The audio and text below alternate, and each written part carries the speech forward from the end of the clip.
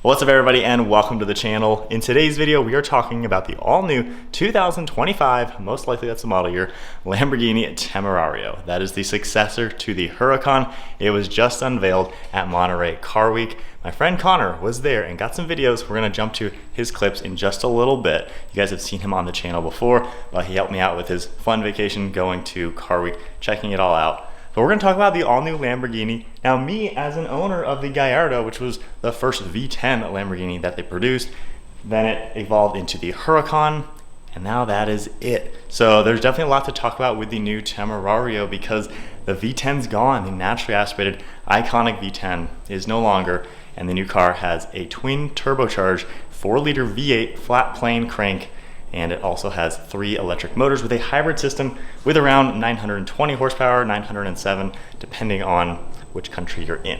So we're gonna talk about that. Let's jump to Connor's clips, see the new car, and then get my take on it from a V10's perspective. And now, ladies and gentlemen, here we are presenting the successor of the Lamborghini Huracan, the all-new Lamborghini Temerario.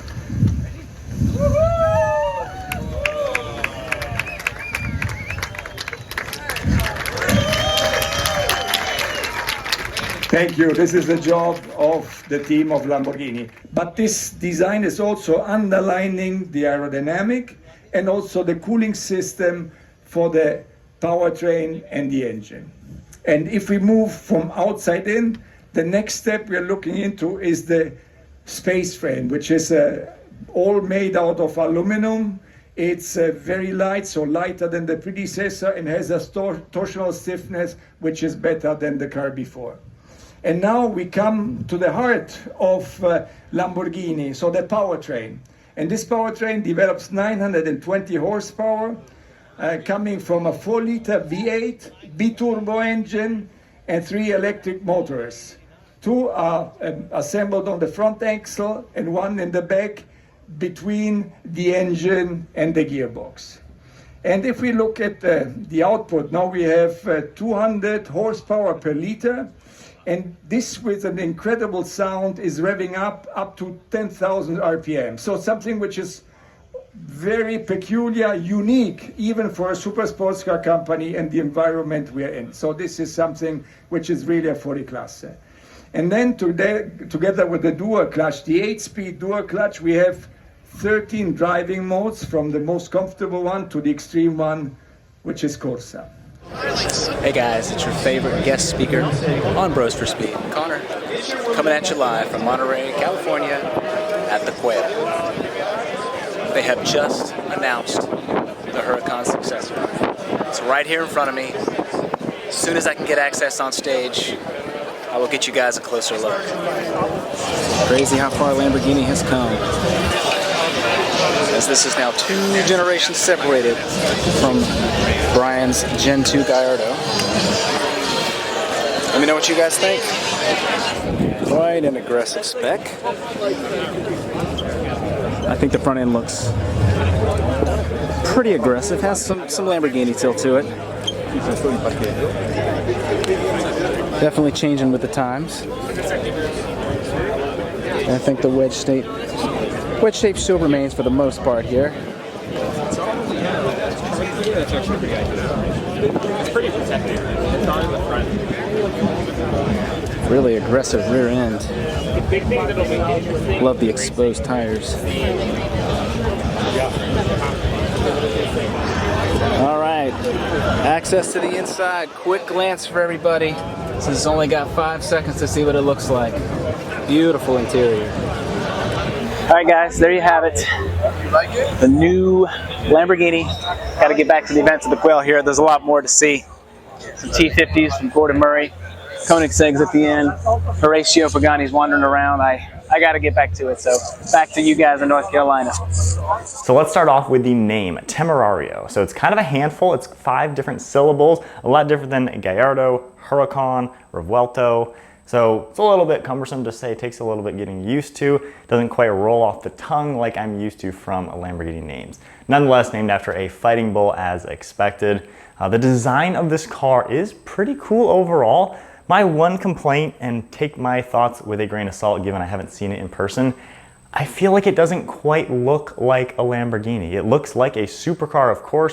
When you take a look at the engine area up above, you can definitely see the Revuelto styling to it, which I like quite a lot. The front end in some angles does look kind of flat. I really love how a lot of the Lambos have more of a point shape. At the right angle, you will see that the front end does come to a point, and it has sharp lines in the front section as well as in the sides of the front bumper that kind of mimic the Performante Huracan. So there's a lot of Lamborghini cues in it. I think my biggest complaint with the styling is right here. What I love with the Gallardo, it is one sharp body line cutting all the way through the side profile. There's another one right here. Everything is very flat and angled. Even on the Huracan, while it's a little bit more curved, there are still very prominent sharp body lines. The new Temerario kind of loses that. It's very rounded on this whole center where the door is and everything, and it kind of looks like a door from an Audi R8. So I feel like it's kind of lost a little bit of the Lamborghini sharp style that I love. When you look at the Revuelto, it looks like an Aventador just the next level up.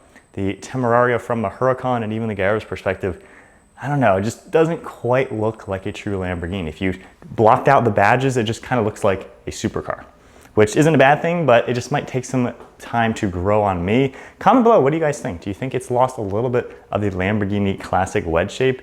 To me, just looking at photos and videos, I feel like it kind of did. Interior looks pretty much like a Revuelto's, which is a good thing and a bad thing. It's definitely a very modern Lamborghini interior.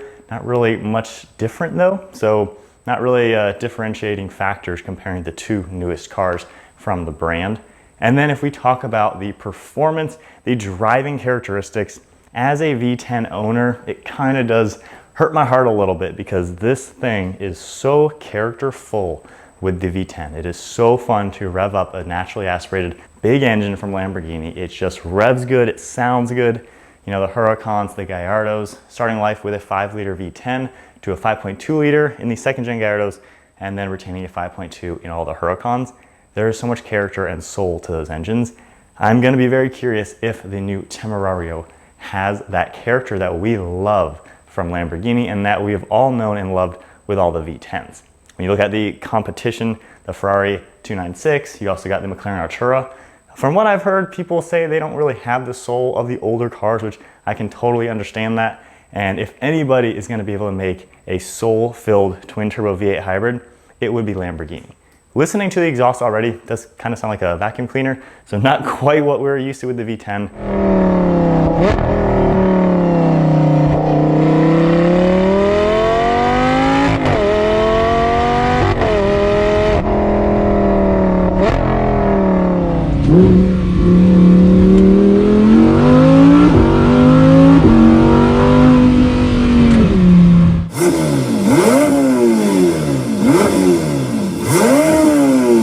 But it will be very interesting as this car gets into owners' hands, more and more driving reviews come up to see if it truly has the soul of a Lambo, because these cars, these engines are certainly iconic, and I think it will definitely keep the Gallardo and Huracan market up quite high now that the new car is going to be even more expensive than a Huracan and the V10 is gone.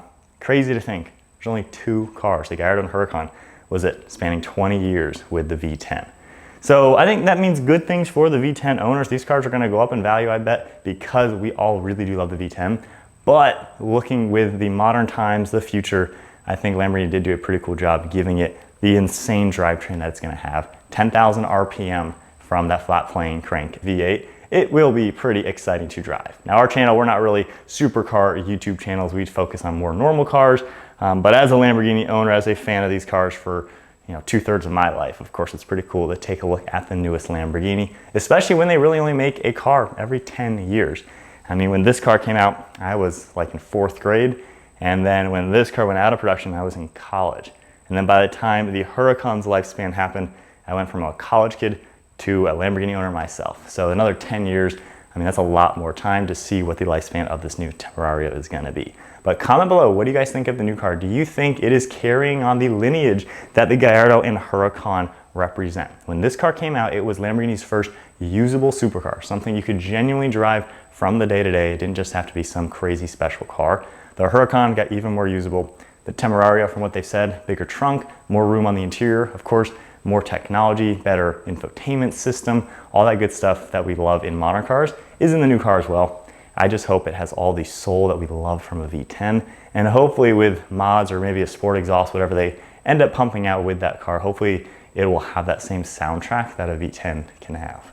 Now, one thing worth mentioning if we're going to talk about the soul and character that hopefully is in this new Temerario, the cool thing is, while it's got the hybrid twin-turbo V8, it's not just the hybrid twin-turbo V8 that's in the Urus SE, which is basically fundamentally an Audi twin-turbo. If you look at an Audi RSQ8, a Porsche Cayenne of some sorts, it's a very standard engine across the board, and the Urus gets the same thing. Lamborghini developed this new engine themselves. This is a new engine, a purely Lamborghini product, not just an Audi engine.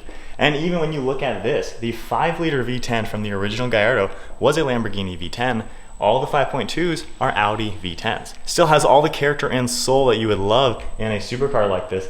And personally, I love this. I think it's awesome. 5 liters just as cool. But it's nice to see that they didn't just stick in a Urus engine with the hybrid system and call it a day. They made something unique. And even if we go to the American cars, the new Corvette, I mean, those things are pretty wild, with the new Z06 with a flat plane, and then the ZR1 having a twin-turbo V8 as well. So it kind of seems like this new Temerario is going to be kind of on the level of the new ZR1, just up a notch as a Lamborghini, with of course all the hybrid stuff added to it. So anyway, those are my thoughts with the all new Lamborghini Temerario. I believe production will be starting next year, so we're going to be seeing these hitting the dealerships, hitting the customers' hands in the next year or so, which will be pretty neat to see. When I was playing with the configurator, while so far in the single color specs, I'm not quite sold on the design. It kind of loses that wedge shape, that angular, amazing design that I just love seeing on any Lamborghini. When I mess with the configurator, which is already live on Lamborghini's website, doing a two-tone option in more of my spec, a red exterior with all the blacked out accents,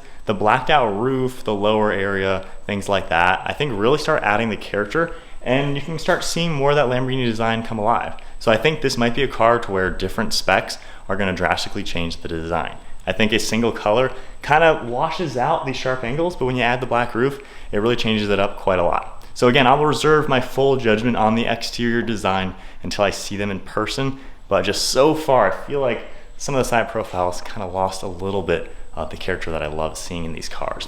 But nonetheless, there are my thoughts. Big shout out to my friend Connor for getting me some footage from the event. Looked like an awesome time out there. Of course, Car Week is pretty wild, a million amazing cars out and about, and some really cool things on display. But comment below, what do you guys think? The V10 is no longer. That is sad to see, however, probably good for all of the V10 owners as far as pricing goes, because I think these are definitely going to hold value really well. The old analog cars always seem to hold a pretty good value over the modern stuff, quite honestly. But anyways, the V10 is gone, the new car is here, and yeah, comment below what do you guys think. Those are some of my thoughts. It'll be exciting to see it in person in the next year or so. But I hope you guys enjoyed today's video. If you did, give it a thumbs up, hit that subscribe button, stay tuned for plenty more content, and we'll see you all in the next video.